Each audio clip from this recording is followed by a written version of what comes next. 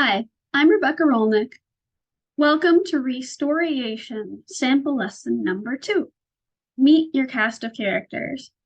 And by the way, if you're wondering what's on my hand, I was helping with tattoos for the kids at the neighborhood Halloween party this weekend. So that's what's going on there. In the first lesson, I shared the quote from Robin Kimmer that inspires so much of the work that I do about how the land cannot heal until we learn to hear its stories. I showed you how you can find a specific spot where you live that you can visit regularly and gave you some prompts to help you get to know it in a deeper way. With this core practice, you can feel a sense of calm and belonging, but also adventure right where you are. And at the end, I told you that there's a second, equally important core practice used together with the sit spot that I usually don't hear people mention. And without it, this practice of the sit spot that I introduced you to won't be fully effective. And that practice is telling the story of your experience. We don't fully process our experience until we tell the story. Nature connection mentor John Young, author of the book What the Robin Knows, describes it like film. Like in a camera, you used to have to develop the film in order to see the picture. In the same way, you have to develop the film of your experience in order to make full sense of it and for it to become a part of you, an experience you'll learn from and remember forever that will just light you up with excitement every time you think about it, or whatever the emotion of that experience was. So once you've found your place, how do you find the stories that are happening there? Well, a lot of great stories are character driven. So you can start by getting to know who are the characters in your story. To give you an example of what I'm talking about, here's a really quick story about a character I met near my sit spot. This is a true story based off one of my nature journal entries, and I call it The Mysterious Lights. It happened in September of 2021 on a dark and cloudy night when I went out into my backyard and I saw a dot of light on the ground. That was really strange. So I stared at it for a few seconds and then it slowly faded away. I'd seen this a few days earlier too, but I had no idea what it was. Was it a trick of the light or a reflection from a dewdrop? Maybe I was just imagining it. It kind of reminded me of a firefly, but that didn't make sense. Their summer light show had ended a while ago. So I just stared at that spot and waited to see if the light, like a falling star, would come back again. And eventually it did. I rushed to crouch down and investigate it some more before it could disappear again. It was definitely real. Maybe it was some kind of tiny creature, but I couldn't tell what.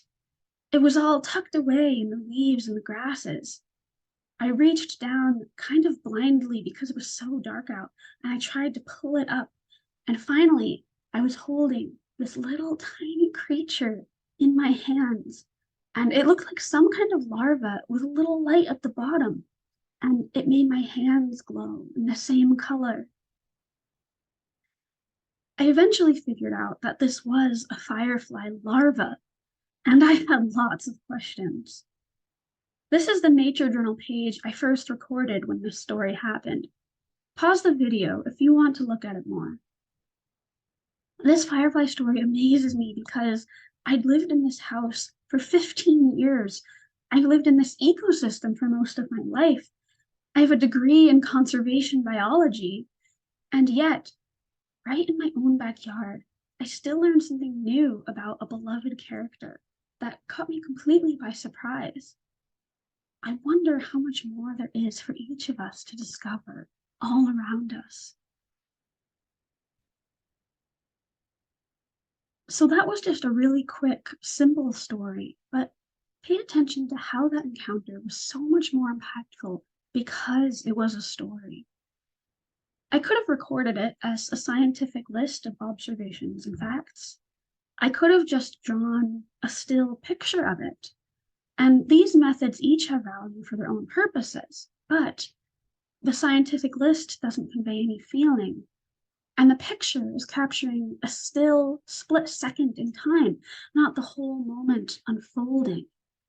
When it's a story, it comes alive and it has the power to change you. Before I give you today's activity, let's hear a little bit from one of my students, Ermi from Texas, about how she learned to find the stories around her. We are storytelling animals. That's how we make sense of the world. Humans make sense through stories. And we retell the stories, and sometimes they look different in hindsight. But it is this telling of stories and telling each other. And that's also how we remember.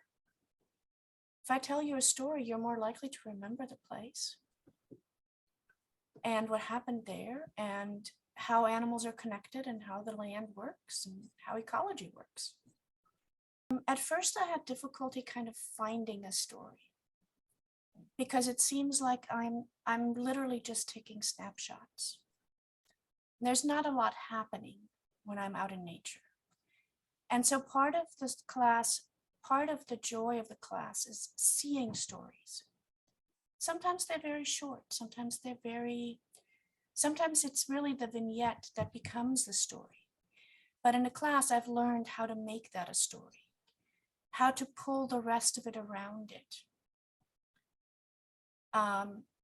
So to take a short encounter with a mom and her son at my pond and make that a story with tension and linking it back to how I think about this place and how I appreciate the place. In the full course, we'll get into more elements of story, tension, like Ermi mentioned, plot, theme, but let's start with characters. So here's an activity that you can do at home today. This is inspired by the Thanksgiving address from the Haudenosaunee people in the area where I live. And this isn't a restricted practice, it's widely shared with outsiders, so that's why I'm sharing it with you. They use this to begin every gathering, every time they come together. They start with acknowledging and giving thanks for all the parts of nature, for the people, for Mother Earth, the waters, and on through the fish, the plants, the animals, the trees, the birds, the wind and clouds, the sun, moon, and stars, and so on. It's sort of like an indigenous taxonomy, a catalog of the diversity of life, which is something you would definitely want if you were trying to help restore an ecosystem. You'd want to know what species belong in that place. And here, thinking in terms of ReSTORYation, I like to think of it like this is your roll call. This is your cast of characters. So let's get to know them. Who are the characters who share the place where you live? I invite you to return to the spot you found in the first lesson. You can sit in one place or wander around, but spend at least 5 or 10 minutes there. Like before, observe with all of your senses to what is happening around you. Don't try to focus too hard. Be relaxed and open. Listen. In your nature journal, or use this worksheet that I created for you, write or sketch something for each one of the categories in the Thanksgiving address. It doesn't have to be elaborate. It could just be a few words or a little doodle. What do you notice? What are you curious about? And if you can't find them all, that's okay too. Maybe you need to add some different categories, like insects, or mushrooms, or moss, or whatever else there is. You don't need to know the names of the species you journal about. You just have to notice their presence and share your gratitude that they are here today. Once you perceive them as characters, you can get to know them. What do they do and why? What are the gifts that they bring? And then you can start to ask more questions. When do the cycles of seasons or animal behavior happen? When do these flowers bloom? When do those birds migrate or make nests? When you track them in your nature journal and tell little stories, you can notice the patterns more easily.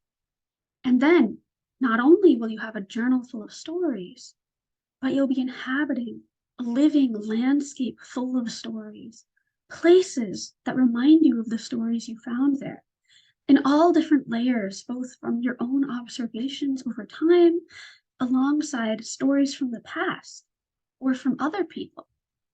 These experiences you have are not just put into your short-term memory and then forgotten. They can become a meaningful part of your life story, of who you are.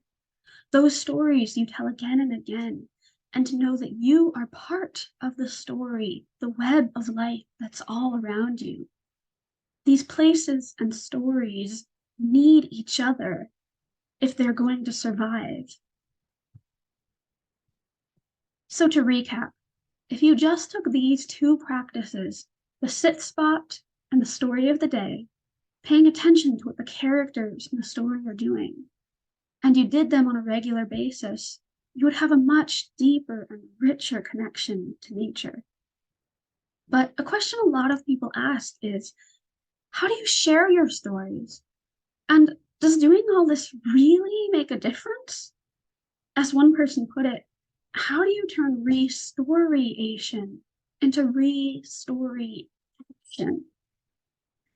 In the third and final free lesson, I'm going to share a map that you can use step by step to learn how your stories can help repair our relationship to the natural world and help heal the land itself. No matter whether you want to share your stories on a big scale or a small scale with just a close friend or family member, your little stories are part of bigger stories in both space and time, and together can add up to something really powerful. But for today, just notice, how does it feel different to think of the creatures around you as characters with their own agency, living their own lives independent of ours and yet interdependent at the same time? Make sure to print out the worksheet I made for you and discover not only what you can find, but who you can find. I would love to hear all about it. I hope you enjoyed this, and I'll see you in the next lesson.